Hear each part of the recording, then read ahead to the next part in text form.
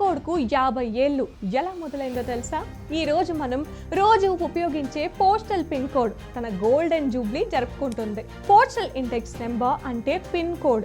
దీన్ని area code, zip code అని కూడా అంటారు. ఈ వ్యవస్థను భారతదేశంలో 1972 ఆగస్టు 17న అధికారికంగా ప్రారంభించారు. అంతకు ముందు పరిస్థితి ఎలా ఉండేదంటే దేశంలో ఒకే పేరుతో ఎన్నో గ్రామాలు, పట్టణాలు ఉండేవి. చిరునామాలు స్థానిక భాషల్లో రాయడం వల్ల ఉత్తరాలు సరిగ్గా చేరేవి కాదు. లేఖలు నెలల తరబడి తిరిగేవి.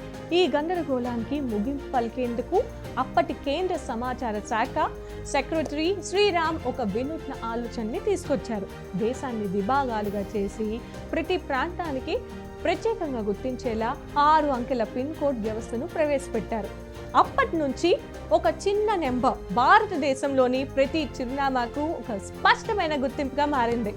ఇప్పుడు మనం రాసే ప్రతి అడ్రస్లో 6 అంకెలే కోట్ల లేఖలకు దారి చూపిస్తున్నాయి.